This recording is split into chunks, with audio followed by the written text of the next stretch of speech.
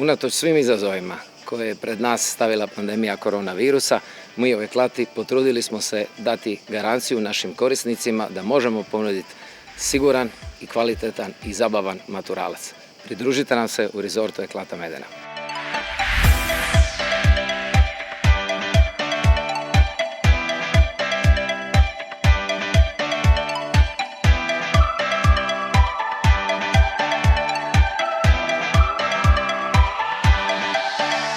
Tijekom dugogodišnje suradnje s Eklatom kao medicinska sestra, odnosno zdravstveni profesionalac, pružala sam i pružam zdravstvenu skrb, dakle djeci i mladima, i naglašavam u vrijeme ove pandemije pridržavamo se svih propisanih mjera i postupaka i samim tim osiguravamo zapravo siguran boravak u ovom okruženju.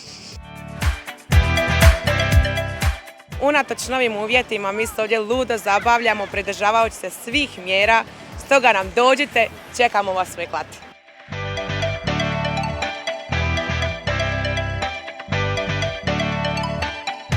U ova 4 dana zaista smo doživjeli lijepe trenutke, posjetili smo lijepa mjesta, zabavili smo se s našim animatorima, kupali smo se, imali smo zabavu po našim prekrasnim sobama i toplo preporučamo svoj djeci da dođu sa svojim pratiteljima, svojim razrednicima bez straha u ovaj predjevan rezort. Jako sam sretna što smo ovdje došli usprkos koroni. Svima preporučujem da dođu zato što se sva pravila poštuju i jako ćete se puno zabaviti. S obzirom da je bilo zapravo pod velikim upitom hoćemo li otići na maturalno putovanje ili ne, meni je na kraju jako drago što smo ipak uspjeli doći. Jedina razlika koja je bila je to što smo naravno morali poštivati mjere opreza, ali svakako ćemo otići kući puni dojmova i zapravo ove trenutke ćemo pamtiti do kraja života. Za sve one koji se boje korone, ovdje korone nema.